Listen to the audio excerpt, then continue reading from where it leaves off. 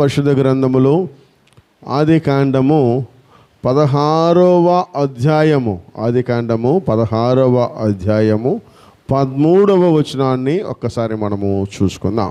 నన్ను చూచుచున్న దేవుడువు నీవే కదా.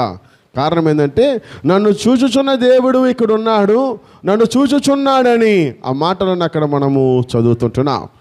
ఈ మాట మనకందరికీ బాగా పరిచయమైనటువంటి మాటే.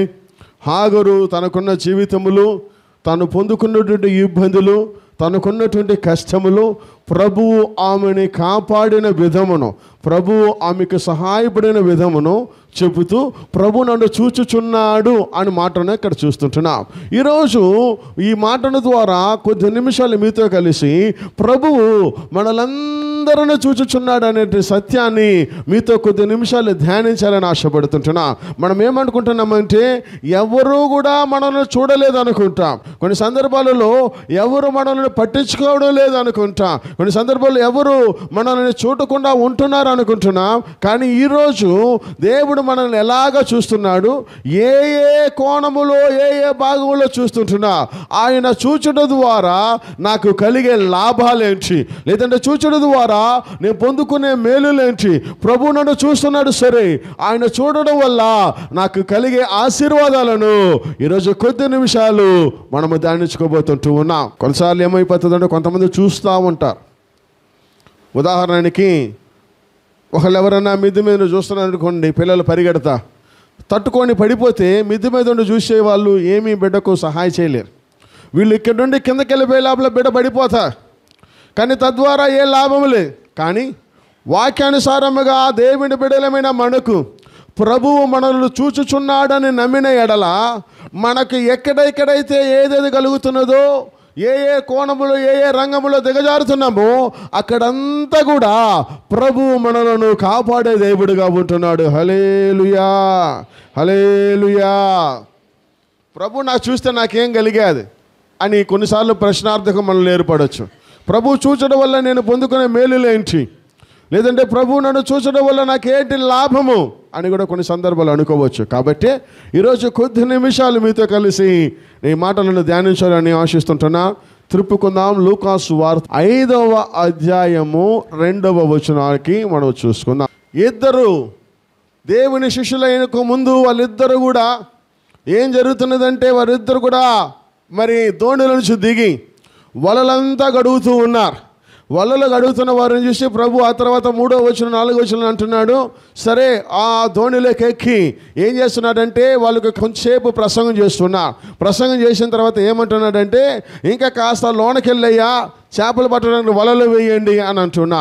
తర్వాత జరిగిన విషయాలన్నీ మనకు తెలుసు. కానీ ఇక్కడ జరిగినటువంటి విషయము ద్వారా ఈ భాగము ద్వారా ఏమి గుర్తు చేసుకుంటున్నామంటే ప్రభువు మనను చూచుచున్న దేవుడు ఏమేమి చూస్తున్నాడంటే మొట్టమొదటగా మన యొక్క ఓటమిని, అంటే మన అపజయమును, మనలో ఉన్న ఓటమిని మన ప్రభువు చూచుచున్నవాడుగా ఉంటున్నాడు. హల్లెలూయా, ஹல்லேலூயா. கர்த்தரனை காண்கிறவராய் இருக்கிறார். என்னுடைய தோல்விகளை முதலாவதாக காண்கிற தேவனாய் இருக்கிறார்.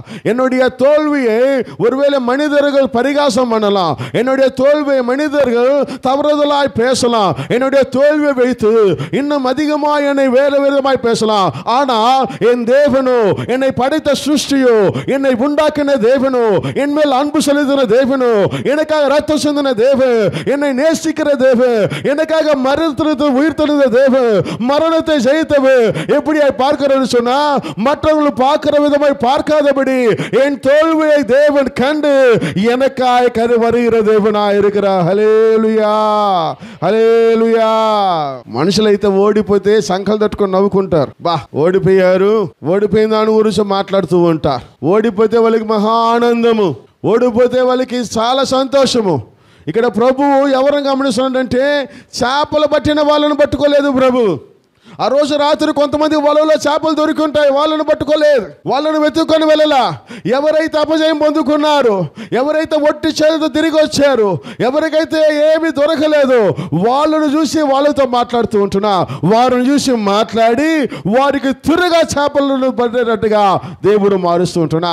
ఎందుకు మాటను చెప్తున్నానంటే, ఈరోజు ఒకవేళ నీ జీవితంలో అన్ని ఓటమిలోనే ఉంటున్నాయేమో, నువ్వు చేసింది ప్రతిదీ కూడా ఓడిపోతున్నావేమో, నువ్వు చేసిన ప్రతిదీ కూడా అపజయమేమో, నువ్వు చేసిన సకల ప్రయత్నములన్నీ ఏది నీకు సక్సెస్ కాలేదేమో, ఏది కూడా నీకు కుదరలేదేమో, నువ్వు అనుకుంటున్నా ఇది నేను చేస్తే కుదిరిపోయాది, ఇది నాకు వీలైపోతుంది, ఐ కెన్ విన్, నేను చేయగలను అనుకుని నువ్వు చేసిన అనేక ప్రయత్నాలు, అనేక విషయాలు, అనేక కార్యాలు ఇంతవరకు తోల్వి పైన అన్ని ఓటములను ఉంటున్నాయా?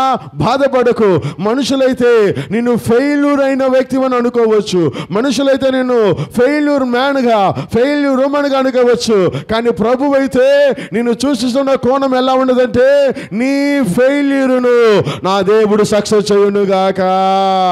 మనుషులైతే నీ ఫెయిల్యూర్ చూస్తారు, ప్రభు అయితే ఆ రోజు ఒకవేళ సక్సెస్ అయిన చాలా మంది ఉన్నారు ఆ రోజు అక్కడ, వాళ్ళందరినీ ప్రభు చూడాల. ప్రభు చూచుచున్న దేవుడు ఎవరిని చూస్తున్నారంటే, ఎవరైతే ఓటమిలో ఉన్నారు, ఎవరైతే అపజయం పొందుకున్నారు, ఒకవేళ ఆ రోజు అంతా వాళ్ళు చేపలు పట్టి పట్టి పట్టి విరక్తిగా వచ్చి ఉంటారేమో, దే ఫెడ్ అప్, విరక్తి అయి ఉంటా, ఏంది ఒక్క చేప కూడా దొరకలేదు మన మొఖాలకు, ఇన్ని రోజులు ఎన్ని చేపలు పట్టి ఉంటాం, నిన్న మొన్న చేపలు పట్టేవాడు కూడా దొరికా, నిన్న మొన్న వలలు వేయడానికి చేతగానోడు మనకాడు నేర్చుకున్నాడు, వలేసాడు, వాడికి దొరికా, మనకు దొరకలేదే. విరక్తితో అపజయముతో, ఒకవేళ అవమానముతో, సిగ్గుతో ఒకవేళ వారు సముద్ర తీరానికి తిరిగి వచ్చి ఉంటున్నారేమో. ఈరోజు నీ బ్రతుకులో కూడా అవమానం ఎదుర్కొంటున్నావేమో, ఒకవేళ సిగ్గును ఎదుర్కొంటున్నావేమో. నాకంటే వెనకొచ్చిన వాళ్ళందరూ చాలా బాగా కార్యాలు జరుగుతున్నాయి, నాకంటే వెనకొచ్చినారు అయ్యో గొప్ప కార్యాలు చేస్తుంటున్నా, నాకంటే వెనకొచ్చిన వారు బాగున్నారే, నా దగ్గర నేర్చుకున్న వారు, నా దగ్గర ఉన్నవారు, నాకంటే కింద ఉన్నవారు రకరకాలుగా మారారని ఒకవేళ ఒక రకమైనటువంటి దిగులుతో అవమానముతో ఉంటున్నావా? ఈరోజు నీ గురించి చెప్తుంటున్నాను, మనుషులు చూడని దానిని నా ప్రభువు నిన్ను చూచుచున్న దేవుడుగా ఉండిపోతున్నాను. హల్లెలూయా, హల్లెలూయా. దేవునికి సక్సెస్ఫుల్ మ్యాన్ వద్దు, ఎప్పుడు జయం మీద జయము మంచిగా ఉండేవాళ్ళుగా. ఏదైతే కుదరదో, ఎవరికైతే వీలు రాదో, ఎవరైతే అపజయమో, ఎవరికైతే చేత కాదో వాళ్ళని పెట్టి దేవుని కార్యాలు జరిగించేది దేవుని ఉద్దేశమే, కానీ అన్ని పర్ఫెక్ట్ ఉన్న వారిని తీసుకునే దేవుడు చేయడు. ఎందుకు పనికి రాని వారిని తీసే ప్రభు గొప్ప కార్యాలు చేసే దేవుడు గనక, నీ జీవితంలో నాకు ఇది కుదరలేదని ఒకవేళ అనుకుంటున్నావా, నిన్ను పెట్టి దేవుడు గొప్ప కార్యాలు చేయను గాక. హల్లెలూయా, హల్లెలూయా.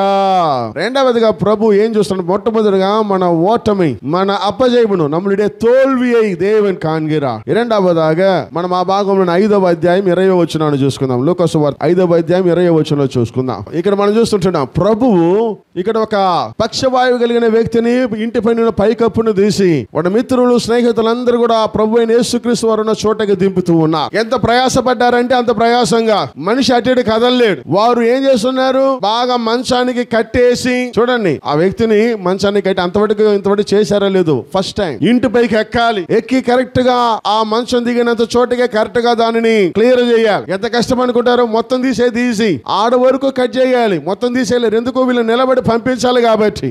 వాళ్ళు దింపారు, ప్రభు వారిని చూశారు, చూసి ఏమంటారు? నీ విశ్వాసము, నీ పాపములను క్షమింపబడ్డా, నువ్వు బాగవుతావు, వెళ్ళిపో అని చెప్పాడు. వాళ్ళు లేచి వెళ్ళిపోయారు. ఇక్కడ ప్రభు ఏం చూస్తున్నాడంటే వారిలో ఉన్న విశ్వాసాన్ని చూస్తూ ఉన్నాడు. మొట్టమొదటిగా ఓటమని చూశాడు, ఇప్పుడైతే విశ్వాసాన్ని చూస్తూ ఉంటున్నా. మన విశ్వాసాన్ని ప్రభువు చూసే దేవుడు. మనిషి కుమారుడు భూమి మీదకి వచ్చినప్పుడు ఏమి కనుగొనంటే మనలో ఉన్న విశ్వాసాన్ని ప్రభు కనుగొన్నాడు. కాబట్టి నీ విశ్వాసాన్ని, నా విశ్వాసాన్ని మన ప్రభువు చూచుచున్న వాడుగా ఉంటున్నాడు. హల్లెలూయా.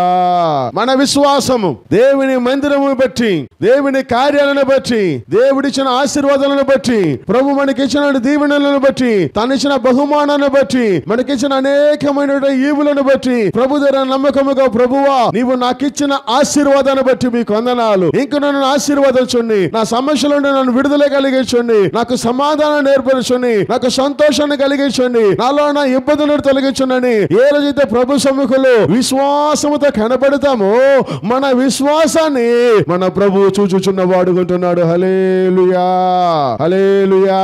మనం చాలా మంది ఈ రోజు దినాలలో ఎలా మారిపోయామంటే విశ్వాసాన్ని కోల్పోయాం. ఇంచుమించుగా అవిశ్వాసంత రకానికి ఆ దశానికి వెళ్ళిపోయాం. విశ్వాసం కాస్త పూర్తిగా లేకుండా ఉన్న వారం అయిపోతుంటూ ఉన్నాం. వారు ఎంత ప్రయాసపడ్డారంటే ఆ పక్షవాయువునికి కావలసిన ఆరోగ్యం, మరి ఆ పక్షవాయువుకి కావలసిన విడుదలను బట్టి అంత ప్రయాసపడ్డా. ఈ రోజు నీ కుటుంబంలో లేదంటే నీకున్న వారిలో నీ రక్త సంబంధికుల బంధువులలో ఒకవేళ ఎవరైనా రక్షింపబడకపోతే వారిని రక్షింపజేయడానికి ఏదైనా ప్రయాసను పడుతున్నావా? ఏదైనా వారి ఎడల నీ విశ్వాసం చూపిస్తున్నావా? వారిని బట్టి నీలో ఏమన్నా మార్పు ఏర్పడుతున్నదా? వారిని బట్టి ఏదైనా నువ్వు ప్రయత్నిస్తుంటున్నావా? ఒక్కసారి లేకపోతే దేవుని సముఖంలో ప్రభువా నన్ను కనికరించను నువ్వు అడగగలిగితే నా ప్రభువు చూచుచున్న దేవుడు నీ విశ్వాసాన్ని చూచునుగాక. హల్లెలూయా. మూడవది ఇంకొక వ్యక్తిని కూడా చూద్దాం. 5వ అధ్యాయం, అదే 5వ అధ్యాయం 27వ వచనములో ఇక్కడ లేవి అనే ఒక సుంకరుడు ప్రభు అయిన యేసుక్రీస్తు వారు వెళుతున్న జన సమూహం అంతా కూడా వెళ్ళిపోతూనే ఉన్నాయి. ఆ సంగతులన్నీ మనకు బాగా తెలుసు. యేసు ప్రభు ఎక్కడైతే వెళుతున్నారో అక్కడంతా కూడా ప్రజలే, అక్కడంతా ఆయన చుట్టూ జనమే. అందరూ పోతామంటే వాడు సుంకరి లేవి వాడికిచ్చిన పనిలో నమ్మకంగా కూర్చొని ఉన్నాడు. తనకిచ్చిన పనిలో శ్రద్ధగా కూర్చొని ఉన్నాడు. తనకిచ్చిన పనిలో బాధ్యత కలిగి ఉన్నాడు. ప్రభు అందుకే ఆయన వైపు చూసి నువ్వు నన్ను వెంబడించు అని అంటూ ఉంటున్నా. ప్రభు ఏం చూస్తున్నాడంటే మన ఓటమును చూసే ప్రభువు మనలో ఉన్న విశ్వాసతను చూసి, మూడవది మనకిచ్చిన పనిలో మనం ఎంత మాత్రం శ్రద్ధగా ఉన్నామనేది కూడా ప్రభు చూచుచున్న వాడుగా ఉంటున్నాడు. హల్లెలూయా. కొంతమంది పనిలో శ్రద్ధగానే ఉండరు. వాళ్ళ శ్రద్ధ అస్సలు పనిలో ఉండనే ఉండదు.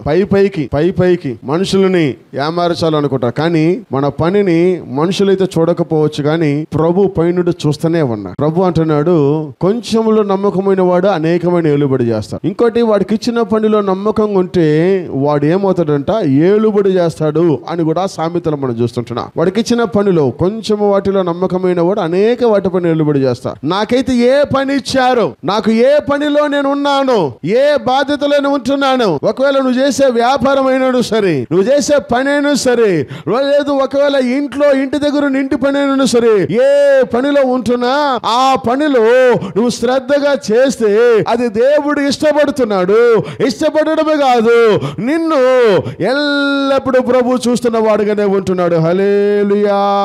ప్రభు కళ్ళు లోకమంతా చూస్తున్నాయి. We cannot escape. మనం అనుకుంటున్నాం మనం ఎస్కేప్ అయిపోవచ్చు ఈజీగా, అది ఇదని చాలా రకాలు అనుకుంటాం. అయితే ప్రభు ఏం చూస్తున్నాడంటే నీకిచ్చిన పనిలో నీలో ఉన్న శ్రద్ధను ప్రభు గమనిస్తుంటూ ఉన్నా. కొంతమంది శ్రద్ధ కలిగి చేయరు. శ్రద్ధ లేకపోతే ప్రభు చూస్తాడు, ఓహో నీ పనిలో కొంచెం ఇచ్చిన పనిలోనే నువ్వు శ్రద్ధగా లేదు కాబట్టి నీకు ఇటువంటి ఆశీర్వాదాలు ఏమి వద్దు. మీకు అందరూ మనకి బాగా తెలుసు 5, 3, 2, 1 దినారాలు ప్రభు ఎలా చేశాడని.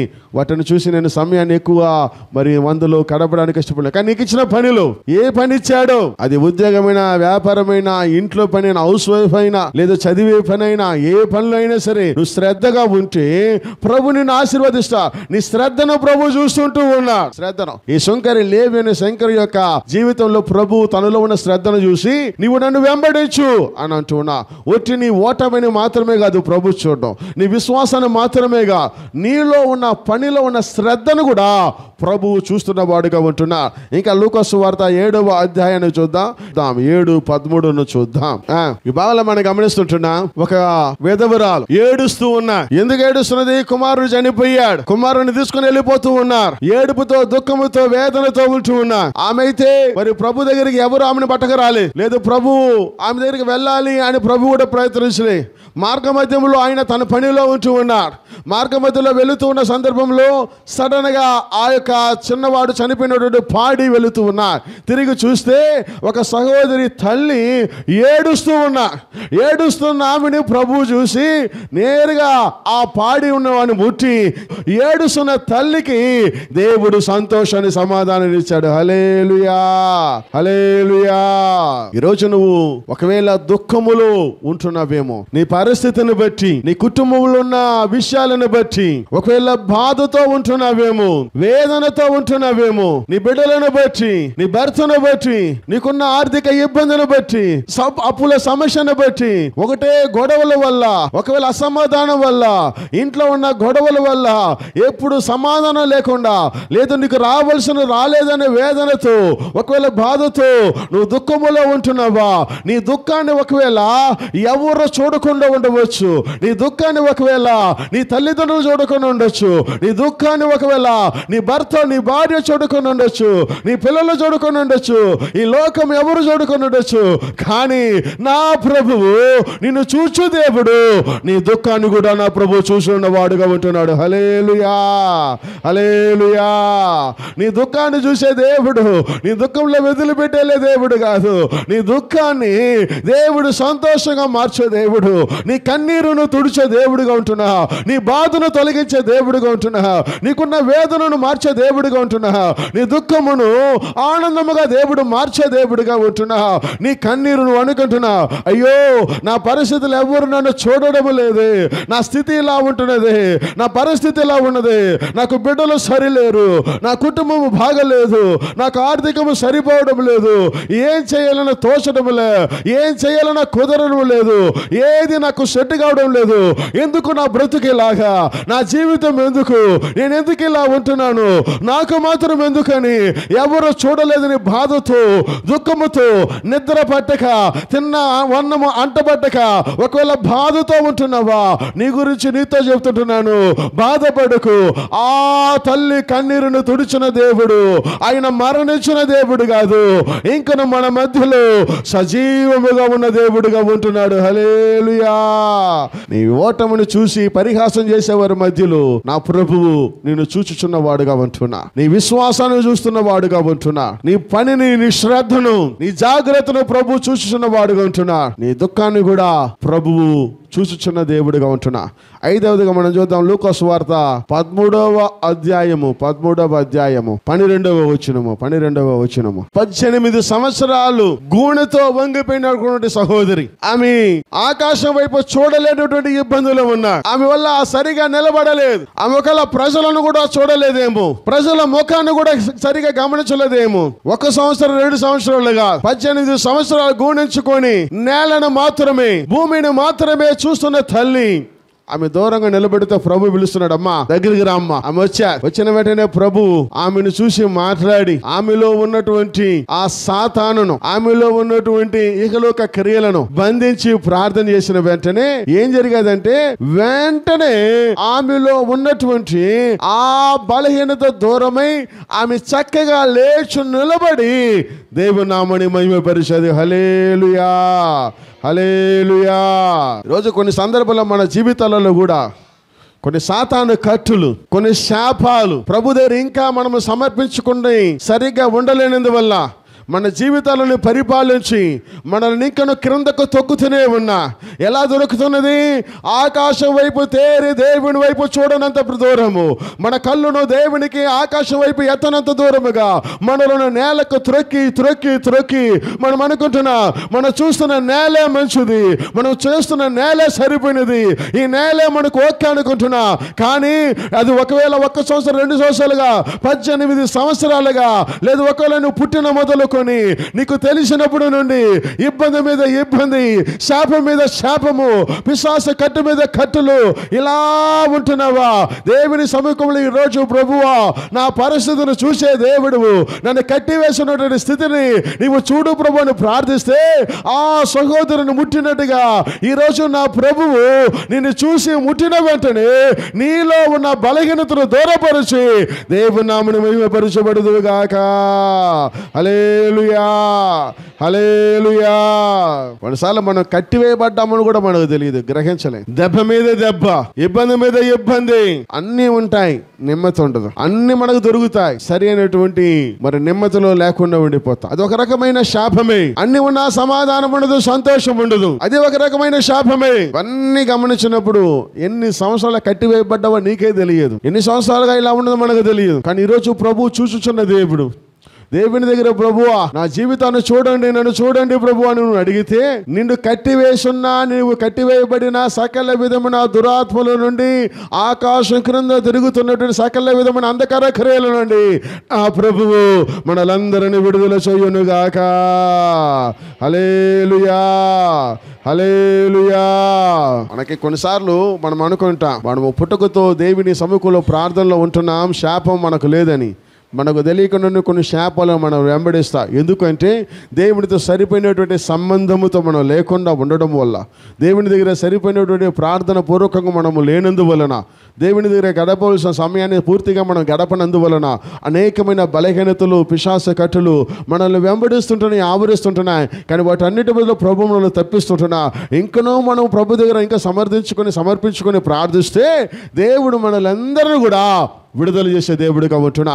ఇంకొక మాటను కూడా మనం చూసుకుందాం. లూకాసు సువార్తలో 19వ అధ్యాయంలో మనం చూసుకుందాం. 3వ వచనము నుండి 5వ వచనం వరకు ఒక్కసారి మనము చదువుకుందాం. ఈ భాగం జక్కయ్య భాగం మనకందరికీ బాగా తెలుసు. జక్కయ్య ఏం చేయాలనుకున్నాడంటే దేవుని చూడాలనుకున్నాడు. ఎప్పుడైతే దేవుని చూడాలనుకున్నాడు, దేవుడు ఆయన చూడడానికి ప్రారంభమైపోయా. ఏం చేశాడు జక్కయ్య? పొట్టివాడు చూడలేను అనుకొని ముందుగానే పరిగెట్టి ఒక చెట్టును చూసుకున్నాడు, పైకెక్కి నిలబడ్డా. అక్కడ నిలబడ్డాడే కానీ ప్రభువును పిలవలేదు. అయ్యా నేను ఉన్నా, రా అని చెప్పలేదు. నేను చెట్టు ఎక్కా చూడయ్యా అని చెప్పలేదు. నేను చెట్టు మీద కూర్చొని ఉన్నా, నా పేరు ఇది, నా కులం ఇది, నా బ్రతికిది, నా వృత్తి ఇది, ఏమి చెప్పలా. ఒకటే చేశాడు. హృదయంలో ఏమనుకున్నాడు? యేసు ప్రభువును చూడాలని హృదయంలో తలంపు ఏర్పడ్డది. ఆ తలంపు భూమి ఆకాశం సృజించిన యేసయ్య గ్రహించాడు గనక ఈయన చూడగోరాలనుకున్న జక్కయ్యను నా ప్రభువు చూచుచున్న వాడుకుంటున్నాడు. హల్లెలూయా, హల్లెలూయా. ఈరోజు నువ్వు దేవుని సముఖములో నువ్వు రావడము నిజములోని దేవుని క్రియను బట్టి, దేవుడిచ్చిన వాత్సల్యతను బట్టి నువ్వు వచ్చావు. అయినా ఈరోజు ప్రభువుని నిజములోని నా జీవితాన్ని చూడని నువ్వు అడగగలిగితే, ప్రభువు చూడగోరు వారిని ప్రభువు చూసే దేవుడు, ఓటమి పొందిన వారిని ప్రభు చూసే దేవుడు, విశ్వాసములో ఉన్న వారిని ప్రభు చూస్తూ ఉన్నాడు. ఏ పనైనా శ్రద్ధగా చేస్తున్నాడో వారిని ప్రభు చూస్తూ ఉన్నాడు. దుఃఖములో ఉన్న వారిని ప్రభు చూస్తూ ఉంటున్నా, కట్టబడిన వారిని ప్రభు చూస్తుంటున్నా. ఇంకా ఎవరైతే యేసయ్యను చూడగోరుతున్నారో వారిని ఆయన చూచు దేవుడుగా ఉంటున్నాడు. హల్లెలూయా, హల్లెలూయా. జక్కయ్య పరిస్థితి మనకందరికీ బాగా పరిచయమే. రక్షింపబడిన వ్యక్తిగా, చాలా కష్టమైనటువంటి ఒక వ్యక్తి, డబ్బు ఆశ కలిగిన వ్యక్తి, గవర్నమెంట్ ఎంప్లాయీ, రకరకాలుగా డబ్బును పొదుపు చేసుకున్నటువంటి వ్యక్తి. ఆయన దుర్నీతి పరిస్థితుల్లో, ఆయన పాపములో, పాప ఊబిలో, డబ్బాషలో ఉన్న సందర్భాలలో ఆయన ఏది కూడా మారాలని అనుకోలే. ఒకటే అనుకున్నాడు, ప్రభువును చూడాలనుకున్నాడు. ప్రభు ఆయనను చూశాడు. ఆయన పరిస్థితి అంతా మారిపోయా. ఈరోజు నీ పరిస్థితి ఎలా ఉండినా ప్రభువును చూడాలి అని అనుకుంటే, నా ప్రభువు నిన్ను చూసడం మాత్రమే కాదు, నీ పరిస్థితిని దేవుడు మార్చునుగాక. హల్లెలూయా, హల్లెలూయా. ప్రభువు చూచుచున్న దేవుడు. హాగర్ అంటున్నది, ప్రభువు నన్ను చూచుచున్న దేవుడు గనుక, ఇక నన్ను చూశాడు కనుక ఆయన నన్ను చూచుచున్న దేవుడు నేను పేరు పెడుతున్నా అంటూ ఉన్నా. ఎందుకు? ఓటమిని చూశాడు ఆయన. ఏ ఓటమి? ఈమె ఓటమి పొందా. ఈ అబ్రహాముతో మరి సారా దగ్గర ఓటమి ముందు పరిగెత్తేది. ఆ పరిగెట్టలో దేవుడి దగ్గర విశ్వాసం ఉన్నది. ఆ విశ్వాసము తర్వాత తనకిచ్చిన బిడ్డను వదిలిపెట్టి వెళ్ళక శ్రద్ధగా బిడ్డ కోసం నిలబడ్డాది. అంత మాత్రమే కాదు, ఆమె దుఃఖములో నింపబడిన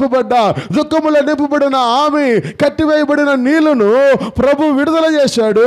విడుదల చేసిన తర్వాత దేవుడు నన్ను చూశాడని ఆమె దేవుని నామని మహిమపరిచాది. నీవు దేవుని చూడగొరితే నా ప్రభువు నిన్ను చూచు దేవుడిగా ఉంటున్నాడు. హల్లెలూయా, హల్లెలూయా. చివరికి ఒక మాట చూపిస్తా. బహుశా అది మీకు నచ్చకపోవచ్చు, కానీ చెప్పాల్సిన ధర్మము, కర్తవ్యము, బాధ్యత నా మీద ఉంది కాబట్టి నేను చూపించాల్సి ఉన్నది. చాలామందికి నచ్చకపోవచ్చు, అయినా చూపిస్తాను. 21వ అధ్యాయము లూకా సువార్త 2వ వచనాన్ని, ఒక విధవరాలు 2 కాసులు అందులో వేయడాన్ని ఎవరు చూశారంట? యేసయ్య చూశారు. తర్వాత జరిగిందల్లా మనకు తెలుసు. ఏమంటున్నాడు? ఆమెకు లేని దాంట్లో ఉన్నదంతా ఆమె ఇచ్చేది. ఏం చేసేది? ఉన్నదంతా ఇచ్చే ఒక మాట అంటాడు. ఏమంటున్నాడు? అందరికంటే అందరూ ఉన్న దాంట్లో ఇచ్చారు, ఈమె లేని దాంట్లో ఉన్నదంతా ఇచ్చడం ద్వారా ఏమైపోయేది? అందరికంటే ఎక్కువగా ఏమి ఇచ్చినదిగా మార్చేది. దేవుని స్తోత్రం. హల్లెలూయా, హల్లెలూయా. ప్రభువు ఇచ్చేది కూడా చూసే దేవుడుగా ఉంటున్నా. నువ్వేమిస్తున్నావో, నీ దుఃఖాన్ని చూస్తున్నాడు ఓకే, నీ కష్టాన్ని చూస్తున్నాడు ఓకే, నీ శ్రద్ధను చూస్తున్నాడు ఓకే, నీకున్న ఇబ్బందులు చూస్తున్నాడు. అదే విషయంలో నువ్వు దేవునికి ఏమిస్తున్నావు వాటిని కూడా ప్రభు చూస్తున్న వాడిగా ఉంటున్నా. నువ్వు ఇచ్చడమును నా ప్రభు పరలోకములున్న దేవుడు నీ కన్నీరును చూసినట్టుగా నువ్వు ఇచ్చే విషయాన్ని కూడా నా ప్రభు నిన్ను చూస్తున్న వాడుగా ఉంటున్నాడు. హల్లెలూయా, హల్లెలూయా. ఈ రోజుల్లో యేసయ్యకు అందరూ ఒక లిమిట్ పెట్టేస్తారు. కనీసం కాలేజీ పోయే పిల్లలకి, స్కూల్కి పోయే పిల్లలకు కూడా లిమిట్ ఉండదు. వాడికి ఒకవేళ బడ్జెట్ చేసుకోవచ్చు. వీడికి నెలంతా 500 ఇవ్వాలంటే వాడు ఏం చేస్తాడంటే అమ్మ దగ్గర, నాయన దగ్గర వచ్చి గడ్డాలు పట్టుకొని బ్రతిమలాడి ఆ మాట ఈ మాట చెప్పి ముద్దు పెట్టి గోము గారిచి 500 అనే చోట 1000 కూడా తీసుకుని వెళ్ళిపోతాడు, ఇచ్చేస్తారు. కానీ వీళ్ళు యేసయ్యకు ఒక లిమిట్ పెట్టేస్తారు. ఏ లిమిటు? జీతం వచ్చిందంటే 500 గుడికి ఇచ్చేయాలి. దేవుని స్తోత్రం. ఎప్పటి నుండి? 30 ఏళ్ళ నుండి. అది అప్పుడు ఈమెకి ఒకవేళ 5,000 జీతం వచ్చి ఉంటుంది, ఇప్పుడు 50,000 జీతం వచ్చి ఉంటుంది. 50,000 జీతం వచ్చినా జీతం పెరిగింది కానీ దేవునికి ఇచ్చడం మాత్రం పెరగడం లేదు. టమోటా వెల పెరిగిపోయింది, అంతకెందుకని మల్లెపూలకు ధర కూడా పెరిగిపోయింది. దేవునికి స్తోత్రం. అన్నీ పెరిగిపోయాయి. 10 రూపాయలకి ఏమీ దొరకడం లేదు. 10 రూపాయలకి ఏమీ దొరకని చోట్ల కావాలంటే కానుకేమని మీరు చూపిస్తా, ఎన్ని 10 రూపాయలు పడ్డాయో నేను చూపిస్తాను. ఎందుకు చెప్తున్నారంటే నువ్వు ఇచ్చేది ప్రభు చూస్తూ ఉన్నా. నీకు వచ్చిన రాబడి అంతా ప్రభువుకు తెలుసు. ప్రభువుకు తెలియకుండా ఏది నీ జీవితంలో జరగడం లేదు. నీకు ఉన్న సమస్తమును ప్రభు చూస్తూ ఉన్నాడు. నీవు ఇచ్చేది కూడా ప్రభు చూస్తుంటున్నా. ప్రభు ఏమంటాడు తెలిసినా? నేను ఇచ్చిన దాంట్లో ఇవి ఎంత పిసనారిది, తిరిగి నాకు ఇచ్చేది ఎంత తక్కువ ఇస్తుందో. నువ్వు బాగుండమని నేనే నీకు ఇచ్చిన, తిరిగి నాకు ఏమని చెప్తే ఎంత దాచిపెట్టుకొని, ఎంత మోసం చేసి, ఎన్ని అబద్ధాలు చెప్పి, ఎన్ని రకాలుగా నువ్వు నన్నే మోసం చేస్తావని నిన్ను చూసి ప్రభువు విచారిస్తుంటాడు. అంటున్నాడేమో. జాగ్రత్త సుమా. కొంతమంది దేవుడికి ఒక లిమిట్ పెట్టేస్తా, ఈయనకి జీతం వస్తుంది, ఇంట్లో ఉండి ఆమెకి జీతం వస్తుంది, పిల్లలకి పని వచ్చేస్తుంది, అన్నీ కూడా జరిగిపోతూనే ఉంటుంది. కానీ దేవుడికి ఇచ్చే దాంట్లో మాత్రము ఆదిలో అనుకున్నట్టుగానే ఈ రోజుకి కట్టే అదన్నా పర్వాలేదు. కొంతమంది ఆ మాట మర్చిపోయారు. ఏ మాట తెలిసినా కొంతమందికి ఈరోజు కొత్తగా ఉంటుంది ఈ మాట, కొంతమందికి ఈ మాట మర్చిపోయారు పూర్తిగా. దశమభాగం అని ఎప్పుడైనా విన్నామా? ఆ మాట మర్చిపోయి ఉంటాం. ఈ దశమభాగం అనే మాట కూడా చాలామంది వారి జీవితంలో కోల్పోయారు, మర్చిపోయారు. దశమభాగం అంటే ఏంది అని అడిగేంత లెవెల్కి వచ్చేసాం. దశమభాగం అంటే అసలు ఇవ్వాలనా? దశమభాగము ఎందుకు? అసలు ఎవరికి ఇవ్వాలా? ఎందుకు ఇవ్వాలా? అది అవసరం లేదే, నాకు వచ్చేది నేను తిన్నా, నేను బాగానే ఉన్నా, అసలు ఎందుకు ఇవ్వాలా? ఎప్పుడో వెళ్ళానా, ఏదో కుదిరింది 10, 20, 50, 100 ఇచ్చానా, వచ్చేసానా అని. దశమభాగం అంటే ఏందని తెలియని దినాలలో పరిస్థితులకు మార్చబడ్డది ఈ క్రైస్తత్వం ఈ రోజుల్లో. కానీ ప్రభు చూస్తున్నాడు. నువ్వు ఇచ్చేది కూడా ప్రభు చూస్తుంటున్నాడు. నువ్వు దేవునికి ఎంత నమ్మకంగా ఉన్నా కూడా ప్రభు చూస్తుంటున్నా. నీ కష్టమంతా ప్రభు చూస్తున్నాడు, నువ్వు నమ్ముతున్నావు కదా. నీ ఇబ్బందిని ప్రభు చూస్తున్నాడు కదా, నువ్వు నమ్ముతున్నావు కదా. నీకున్నటువంటి స్థితిని ప్రభు చూస్తున్నాడు కదా, నమ్ముతున్నావు కదా. అదే రకంగా నీకు ప్రభు ఇచ్చినటువంటి దీవెనలు లెక్కే, నీకు ఇచ్చినటువంటి కుటుంబాన్ని లెక్కే, నీకు ఇచ్చినటువంటి చదువును లెక్కే, నీకు ఇచ్చిన ఆరోగ్యాన్ని లెక్కే, నీకు ఇచ్చిన ఉద్యోగాన్ని లెక్కే, నీకు వచ్చే వరుమానాన్ని లెక్కే. ఇవన్నిటి లెక్కేసి ప్రభుకి ఏమి కృతజ్ఞతలు చేస్తుంటున్నా, ఏమి ప్రభుకు నువ్వు చెల్లిస్తుంటున్నా. ప్రభుకు నువ్వు చెల్లించకపోతే ప్రభు దగ్గర నువ్వు ఎలా అయిపోతున్నావు అంటే ఒక దొంగలాగా అయిపోతున్నా, ఒక ద్రోహి అయిపోతున్నా, ఒక మోసరక్తిగా మారిపోతున్నా. ఏంటి? అన్నీ తీసుకొని ప్రభువుకు నమ్మకంగా లేకుండా ఉండడం. ప్రియదేవుని బిడ్డలారా, ప్రభువు మనలందరినీ చూచుచున్న దేవుడిగా ఉంటున్నాడు. హల్లెలూయా. నేను చెప్పాను కదా, ఈ వాక్యం ఇప్పుడు చివరి వచ్చిన మీకు నచ్చదని, అందుకే హల్లెలూయా కూడా చెప్పలా. ఒకసారి 2 హస్తాల పైకి చెబుదాం, హల్లెలూయా హల్లెలూయా. అందుకే చెప్పా, వచ్చిన చెప్పకముందే చెప్పాం, మనకు నచ్చకపోయినా నేను చెప్పాల్సిన పరిస్థితి, చెప్పకపోతే నేను బోధించినటువంటి వాడిని అయిపోతా కాబట్టి బోధిస్తున్నా. నువ్వు ఇచ్చేది కూడా ప్రభువు చూచుచున్నవాడుగా ఉంటున్నా.